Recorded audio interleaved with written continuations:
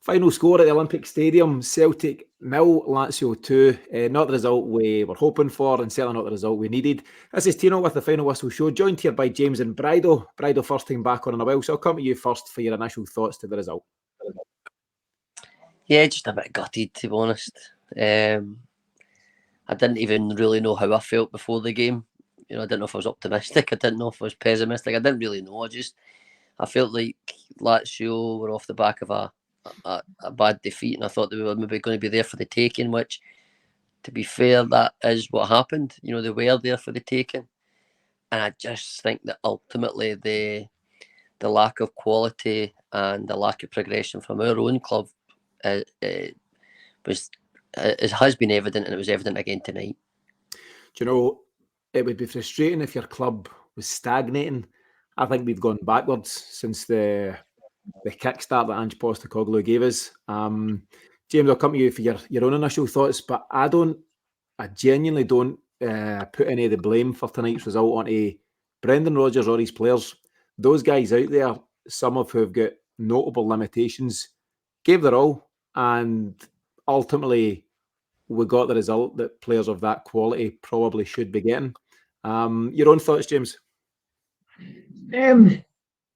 So I watched it to my pal there, and just back in the house now. And the drive up, usually I'm really heavy after something like that. It's the Champions League and blah blah, and it kind of weighs on you, and you can tell it's going to weigh on you for a few days. It doesn't at all. I feel quite light about it all.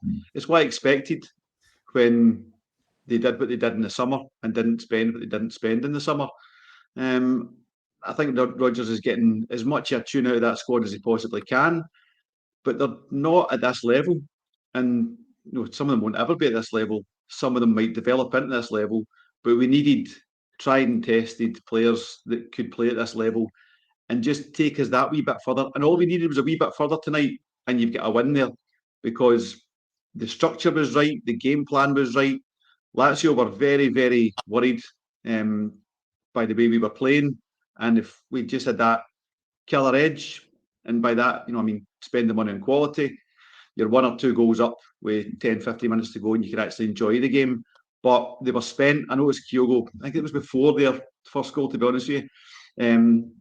He was just done, absolutely done. He had no legs left because we've no striker options, and isn't the striker option because he's a development player. I'm very frustrated at the board, but in terms of going out of a tournament, I'll always hope as a Celtic fan we can get further than we really should. But if you're being cold and judgmental about it, when the draw comes out and they see the squad, you go, we're not going through in that. We'll be lucky to get Europa, and we've not even got that yet. There's an overhaul in personnel and culture and attitude required at Celtic, and it's all about the board. Yeah. Champions League, certainly in status and in terms of the competition we're in this season. Conference League in terms of how we're approaching things on and off the park. But the frustration for me is that I think the draw in Group E here this season was kind to us. I think you've come up against 3 teams that you can compete with. And actually, in large spells, save for what happened in Madrid, Celtic have competed with every team in the group at different times. Sometimes not for 90 minutes, sometimes only in patches, only maybe a half at a time. I actually thought it was a very mature performance tonight. The quality was lacking at times. There's no getting away from that. But for 80 minutes, you're well in the game. You've played with a patience. You've played with a resilience. But you've definitely lacked a cutting edge going forward. Ultimately, you need to score at this level. You can't just bank on draws and hope to fluke your way through. You need something in the final third, and particularly with the guys missing, Louis Palma, Maeda, Abada injured, Kyogo having to carry the weight on his own. We just fell short. Yeah, we fell. Look at the table, we've fallen short by quite a way because in the big moments, in all these big games, we've not had it, we've not done it, we've switched off and we shouldn't switch off. And I tend to be the glass is half full when it comes to the club and what we're doing, and I can see progression maybe, and some certain groups would say happy clapping and all that. No, it's far from that. It's like wanting to support the club, wanting to feel positive about it, wanting to argue our case against people that support different clubs and WhatsApp groups and stuff, and you're trying your best to defend what we're doing. okay, we have no Maida, no Abada, no Palma, no Hatate tonight. Right, that's perhaps of the quality, but Abada maybe, Hatate definitely, Palma showed later, so maybe, and yeah, I just feel like from the position of a reasonable strength with the experience last year, okay, we didn't do great, but we've got to learn from the experience each time. But one, we don't keep our quality players, and then we're replacing them with another project, so they never get the best of them. We never get the quality player with a year's worth of experience. They're away to another club. Jota's a good example. They're away by the time we get to this level. We've got to start again, and I just feel like that shows each time the numbers don't lie. Unfortunately, there's no defence of them. So yeah, it's just we have competed to the point. We have competed in Rotterdam. We did compete for large periods of the game tonight. We competed against Madrid at home. We competed against Lazio at home. All those things are absolutely right, mate. You're spot on with that. A bit of luck sometimes, but we can't rely on that. You can't rely on that all the time. So that's why I'm a bit deflated about the whole thing. Yeah, I talk about other clubs in our league, teams like Motherwell and Ross County and St Mirren, who are constantly having to start again. They lose their best players year on year. Kevin Van Veen's a recent example at Motherwell. Various guys, Ross County, that fella that was top scorer, Regan Charles Cook, all these players who come and do a good job, but you can't build on it as a team because ultimately these guys move on to different levels and get sold for decent money. And Celtic are in that position themselves when it comes to the European stuff. You get a guy like Jota, and you think, geez, we can build something with a guy like this. This guy's got some serious talent, and off he pops and he moves on. And you can find any number of examples like that in years past. James, in terms of the team that took to the field tonight, as I say, Brendan Rodgers can only pick the players that are available to him. And there was just such a gap in quality at different times. I really don't like this position where we're singling guys out, but I think you've got the fullbacks and the wingers were clearly the poor areas. You had Alistair Johnson with Yang up ahead of him. You had Taylor with Forrest up ahead of him. And none of the four of those guys were good enough on the night. And actually, I'm really disappointed with Alistair Johnson. I thought he was a real find. I thought he'd kick on. He struggled at this level. He's struggling at most levels at the moment. I don't know what's going on with him. Too much football or something outside of the game, but he's slid way back from where we were, say, even tail end of last season. He was flying. But like you say, don't want to single out. All four of those were poor. I thought Yang came into it later in the game. I can't tell you one thing that Jamesy did the whole game. I'm no great fan of where Mikey Johnson is at, but I've seen more from him for Ireland in the last 6 months than I have from Jamesy in the last couple of years. I knew what I was going to get from Jamesy tonight, and I got it. Mikey came on and he at least tried. He tried to go at his guy. He had shots. He injected a bit of energy into the team. He should have started for me. I thought it was the only thing that the Rodgers really got wrong. You and I spoke pre-match, James. We done the countdown to kick-off for this one. And I suggested that if James Forrest was starting the game, you weren't doing it with a view to get in behind them. You were doing it with a view to keep in possession, retaining possession. That's all James Forrest done in the first half. He got the ball off Taylor. He gave it back to Taylor. He got the ball off Taylor. He gave it to Liam Scales. Once or twice, he got one cross in with his left foot, which was decent, fine. That's all I can remember. And that's not enough. You're at this level where you just need to show a cutting edge and a bit of quality. And listen, I think Lazio lacked a bit of quality, but when push came to shove, they could bring a guy off the bench that was really genuine Champions League quality and a guy that ultimately turned the game. Yeah, that's what it was. The biggest or the most common issue everyone had in our kind of chat groups was look at that bench. Look at the dearth of quality in that bench. You've got a couple of youngsters on there. You get some project guys. You've got some in and out the squad guys. You've got some running out their contract guys. You've got a keeper that isn't up to it and is good for the bench, and that's it. And I don't mean that to single out Scott Bain, but he's not at this level. Joe Hart's not at this level now. So the bench is so important at this level. Like you say, they're bringing on Immobile.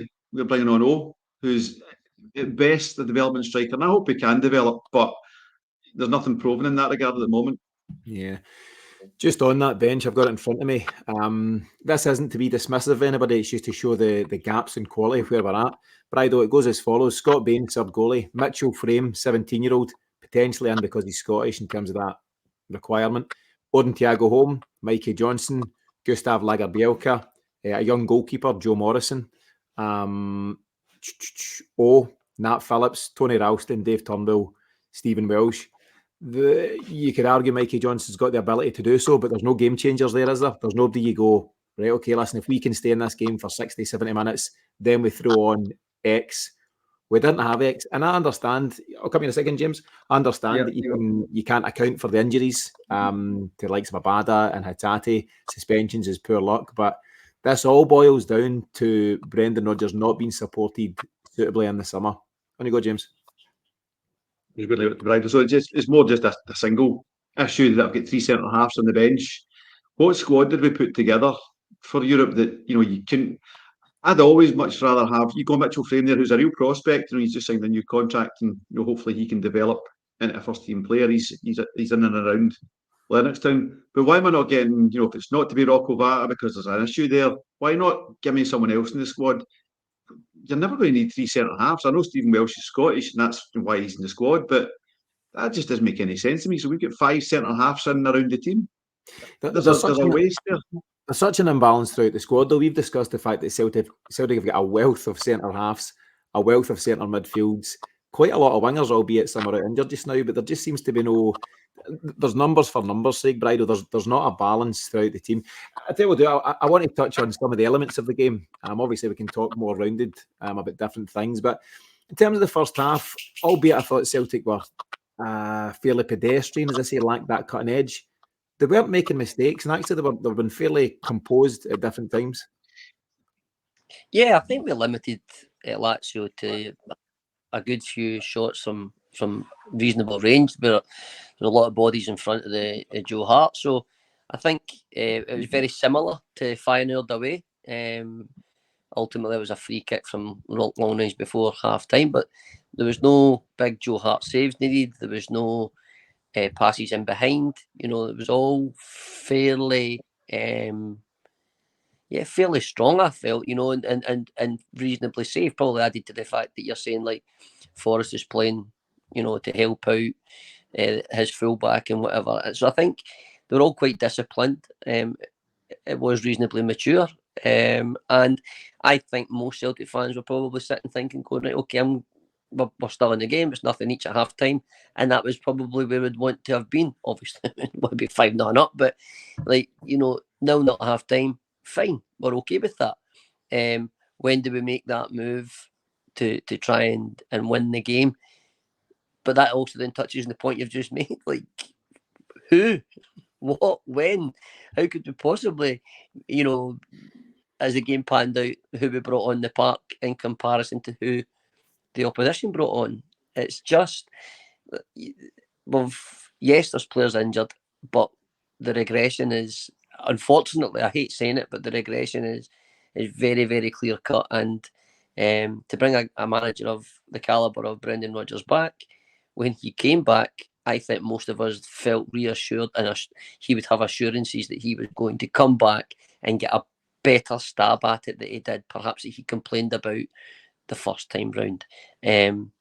But we just don't have it, and we just didn't have it. And it's, with the benefit of hindsight, regression all over. And also not even about the new players coming in. The fact that Greg Taylor is still starting for Celtic games at this level is just beyond me. I was looking at the last game, Brydo, the 2019 one, the 2-1 game with James Forrest and Olivier Ncham scoring the goals. Greg Taylor was an unused sub at that time. And maybe that's where Greg Taylor should have remained for Celtic. He came in and done really well, domestically at least, for Ange Postecoglou in this inverted role. As an out-and-out left-back, he's out his depth. He picked up a really naive yellow card. He tried to get in front of a guy nearly at the halfway line. You don't need to dive in that part of the park. If he was in the final third and he was going to get round you to get a shot away or a cross on goal, then maybe you do take him out. You don't try and dive in and then pull him down there. And it's the easiest yellow card that you'll see in Europe. It's soft, but it's a European yellow card because we know how referees operate at that level. Brydo, to stay with you just now, you can always talk about players and how they performed and how they scored out of 10, and we might not want to do that for tonight. I want to ask you how Brendan Rodgers scored out of 10. With the tools at his disposal, did he do all he can? Did his game plan come to fruition? And to your point, is there anything more he could potentially have done on the night?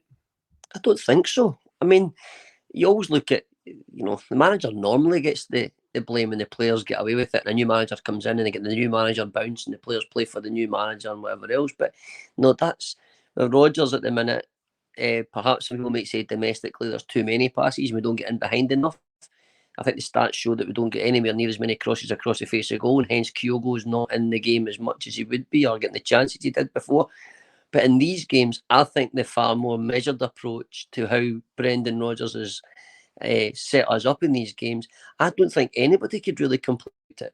And I go back again, the game in Rotterdam against Feyenoord, until the red card and the penalty, more than in the game, it's a long-range free kick that Joe Hart should save. It's a difference between the two.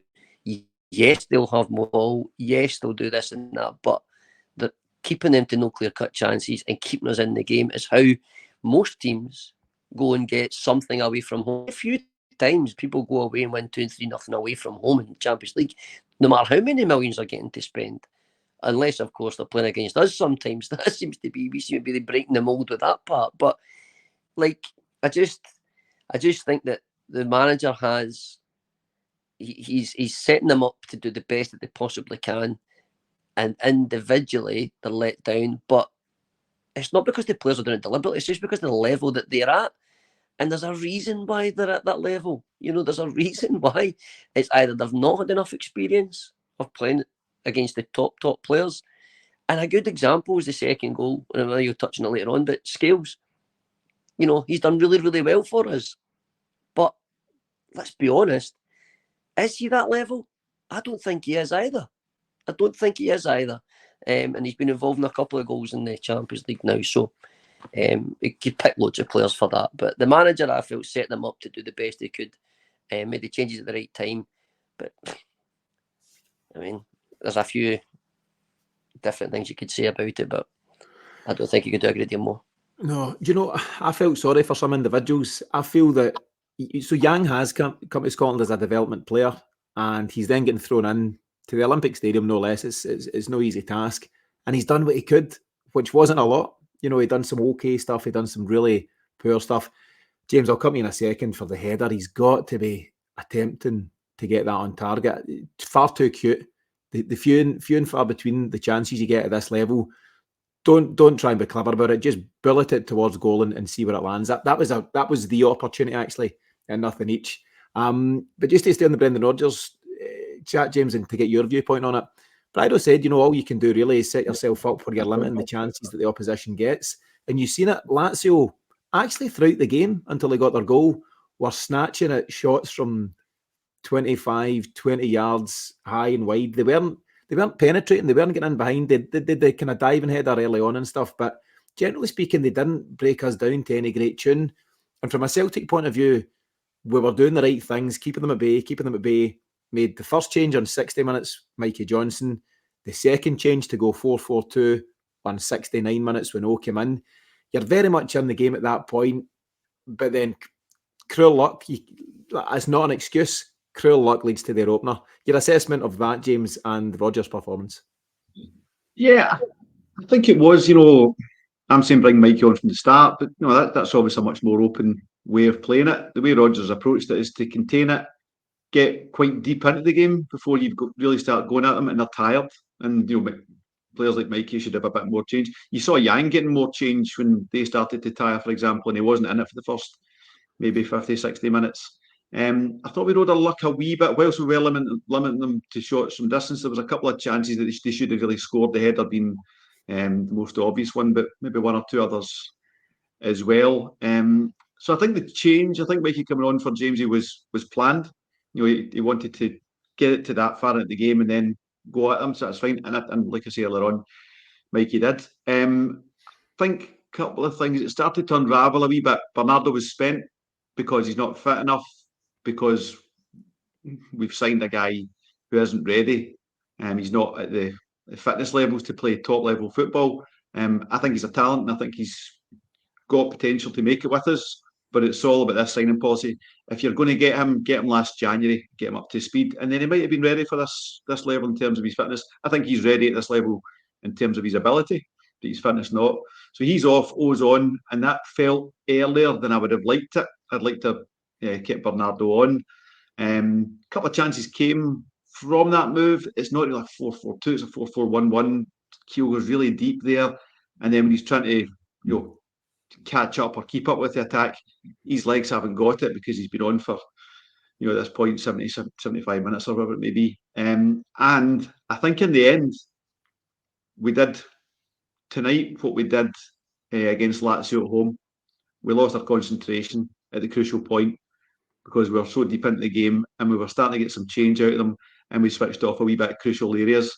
And when Immobile's now on the park, you're not going to get away with that. So I think there's personnel issues. I think there's concentration issues. There's ability issues. But in terms of Rodgers, what else can you do? What else do you expect of him?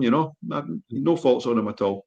Yeah, I think in terms of the goal, the first goal, the killer first goal, second goal was almost immaterial.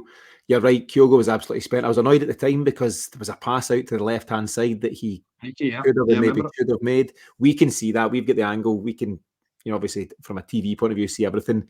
I think Kyogo was done. I think the legs were gone at that point because he puts in such a shift, and regardless of the fact that he doesn't touch the ball a lot in any game that he plays for Celtic, he always puts in the work, and I think he was just spent by that point.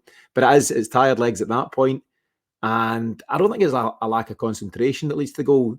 We've generally kept them at bay and kept them to shooting for the edge of the box, and that's essentially what happened. Your man cut inside. Is it Isaacson? Gets his shot away as such, but Scales takes his sting out it.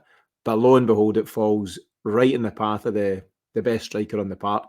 And that's it. And I don't want to make excuses and paper over the cracks, but that's the kind of luck that Celtic get in Europe as well. And you make your own luck in these kind of situations as well. But Brydo, it was such a cruel way to go a goal down. And really at that point, your heart sinks because there is a bit of hope at that point, get into that last 10 minutes that we were going to get something. Yeah, I think how they broke away and how the space opened up was because we actually had that chance to just move the ball out wide. There was a lot of space. It probably resulted in hopefully would have been a really, really good opening for us. And it's always worse when you're a fan and you get that excitement for that. You lose it and up the park. You went from one extreme to the other. I think there is a bit of luck involved to the breaks there. But what's not in dispute, whether it's luck or not, is just these guys score these level of goals because they anticipate and they know what they're doing. They've done it. That experience, I don't know. They say sometimes it's like they're like a magnet to the ball, don't they? These types of players, and it always seems to find them. And not only that, once they've got it, they've got the calmness and the composure to score. We don't have that, and as much as we all love Kyogo, he's not always calm and composed. We've seen him missing 10 really, really good chances. He probably maybe needs 2 or 3 chances in a lot of the games, especially this level. So, yeah, I think frustrating, really frustrating. And when it went in, we knew that was it done because we all ultimately, as much as we know the club are where we are at the minute, we still hold out the hope and keep the glasses half full as it possible for as long as possible before it becomes fully empty. Brydo, at this moment, the hope's all we've got, so that's why we're trying to hold on. Excuse the background noise. It maybe sounded like I was playing with my castanets, James. It was the dog shaking her head in the collar, just to explain. The dog's playing the castanets? The dog's furious. To move away from the game and look at the bigger picture, so yeah, the game plays out. They get their second goal. I think Scales, the heads are gone by that point. The heart's probably not in it. Scales has been rolled by a very decent striker. And I thought it just showed, it played out like Ciro Immobile versus Liam Scales should play out, if I've been frank about it. He just rolled them, tucked away, and it's job done.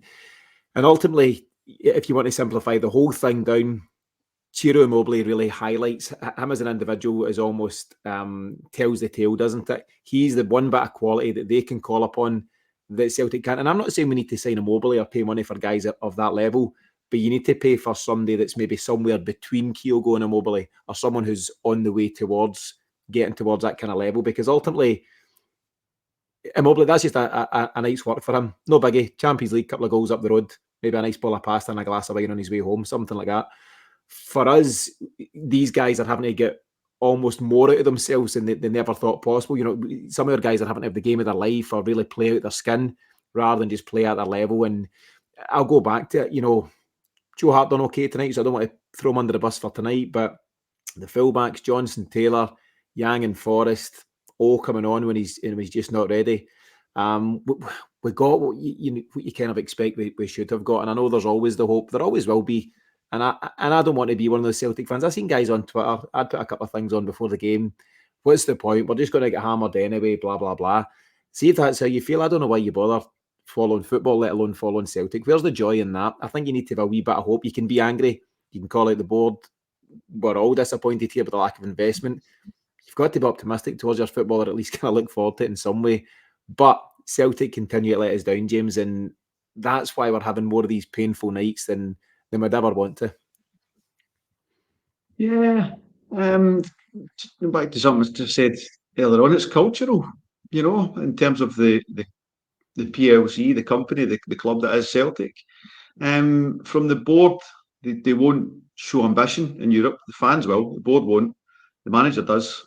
The players obviously would like to play in, you know, a high level, but they're not at that level just now.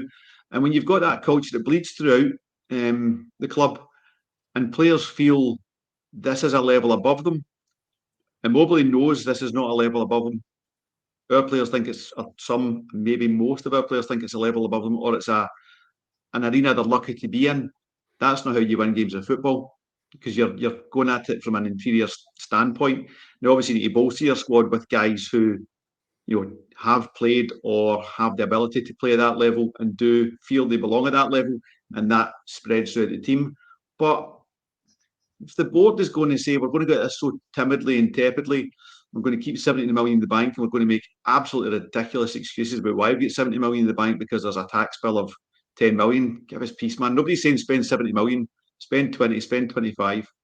But culturally, if Celtic aren't going to do it, my biggest fear is this is a vicious cycle where the board doesn't invest and the fans start to get apathetic. I'm already apathetic. Didn't take my 3-match package.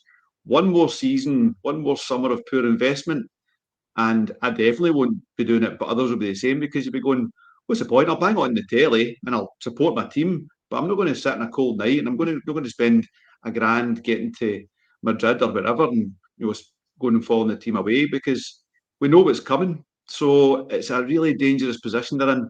They're putting themselves in, rather, and they need to get a strategy. You know, have Celtic been to Benfica? Have they been to Porto? Have they been to Ajax? Have they been to Leipzig and seen what are you guys doing that's allowing you to cycle your players at a higher level? You can talk about it later on, you know, Jota, by the time he's at this level he goes. But clubs like that, they ride that knock. They just go, right, well, there's the next Jota that's coming through, or we've got this guy lined up, etc., because they're just more organised and planned out. And I don't think any of them have a head of recruitment whose dad is the chairman. I don't know for sure. I don't know all the heads of recruitment, but I think you'll most definitely be right. I'd also like to see where you spent $1,000 on Madrid, because it wasn't in the digs. The fact that me and Sinky had to share a bed on more than one occasion tells me that you've cut some corners there, but that's a separate question. Brydo, there's a stat here. It was put out by Agent Scotland on Twitter. Celtic's away record in the UEFA Champions League era: played 39, won 2, drawn 4, lost 33. I don't know how accurate that is. I believe it is accurate from the replies and different chat on it. And his question, or her, whoever Agent Scotland is, at what point do the hierarchy take responsibility for that record? Brydo, you and I know that Michael Nicholson's a huge Celtic fan.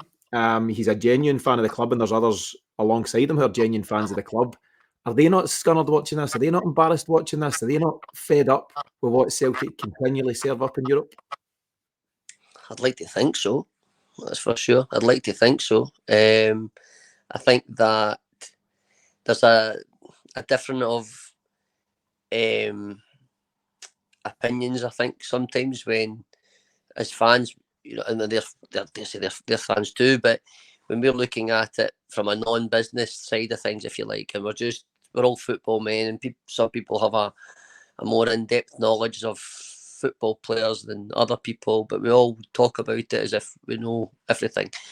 We don't, but when we're watching Celtic, we can definitely compare it to what we've seen before, because our eyes aren't telling us lies. You don't even have to have an in-depth knowledge of football per se. You just need to have a memory of what football was like before. Moussa Dembele, for example, would have done more tonight. Recently, Giakoumakis would have probably done more than tonight. It'd have been a better option than tonight. A guy who, as James alluded to there, with people would be like overawed by it. I don't think a guy like him would have been overawed by it. They licked his lips at the idea people were watching him. There's a thing that tries too hard, Yang's trying too hard. Okay, maybe, and we all like people who try hard. But I think they look at things and they see how the club's run with the money in the bank. I think that's how it's not going down the tubes like other clubs have done. It's less risky. They're probably, I think that's where their mindset is a lot of the time. I'm just really surprised and baffled and a bit deflated that they've had the chats with Rodgers. They must have spoken about the transfer policy and what happened in the past, and how is he going to not be embarrassed? He's getting labelled with all these things as well. Remember, the worst manager in Champions League history and all this. I take a wee bit of those stats with a wee bit of pinch of salt, because in every Champions League group, was that Champions League games, mate? Or was it European games? Champions League era. That's right, so Champions League games. So without going into loads of detail, we're normally pot 4, and normally pot 1 and pot 2 are filled with Bayerns and Barcelonas and Man Cities, and so when you then look at Champions League games away from home from teams in pot 3 and pot 4, without knowing all the stats, there's not many of those teams in pot 3 and pot 4 beating teams in pot 1 and pot 2 away from home. So yes, we've got all those numbers, and yes, there's other games like the Leipzigs of the world and Salzburg or whoever else, Copenhagen's or whatever. Yes, we could probably do more against those teams, but they're also fighting for that money in their lives as well. So I take a wee bit of pinch of salt, because there's at least 4 games every year in the Champions League that we're not expected to get anything away, or at home. So and that's fair for balance. What I would say counter to that, though, is that if there's other teams with around 39 games at this moment in time, I'd hazard a decent guess that they'd be getting more than the 2 wins and the 4 draws that we've got, which is really disappointing. What I'll do, we're just starting to close things out. I just want to mention something. I was speaking to a fella today, talking about the game tonight and looking forward to it at that time. And he was saying, a friend of his was saying, Celtic need a guy who's got decent European quality, plays in Europe season after season, Champions League or Europa or otherwise, and has learned how European football works, knows the dark arts, knows how to slow the game down, all of these things. And he says, what, like Callum McGregor? Because he's been here and he's got that experience. And Callum McGregor and Celtic in general are too nice in Europe and too naive in Europe. This isn't to pin anything about tonight or the campaign in general on Callum, but I think we need to, at this level, you need to learn very quickly. And I just don't think we're doing that. Brendan Rodgers has spoken in the last couple of days about experience, and you can either buy in experience or you can give guys experience. So he's given several guys now 5 games worth of experience so far this campaign. But I'm not sure if that's enough to allow Celtic to go into next season's Champions League all going well and kick on. James, conscious of time, so your final thoughts on, I suppose, yet another disappointing night in Europe for Celtic? Yeah, my final concern, on final thoughts, my final concern is that with not being in the Europa now, the board can just go, well, you can close the bank, we don't need to be spending anything from there in January. And with some interesting decisions we've seen in Scottish football, the league could turn. You just don't know. It's not a fait accompli. So I think we have to absolutely spend in January. I'm hoping the board are smart enough to see that spending money in January, irrespective of how important the next Champions League qualification is, the better chance of performing in it comes from spending in January and having Bernardo in for 6 months before you fling him in to 5 group games or whatever it may be. So my concern is they don't, but I just hope they're smart enough. And see, if they don't spend in January, I think Rodgers is gone. So it's time to just, we know where we are now, and there's a benefit from that. That there's not, is it that we need to play that game? There's no games to be played. We know exactly what we're doing between now and the end of the season, bar the Scottish Cup, and we should be going deep into that, if not winning it.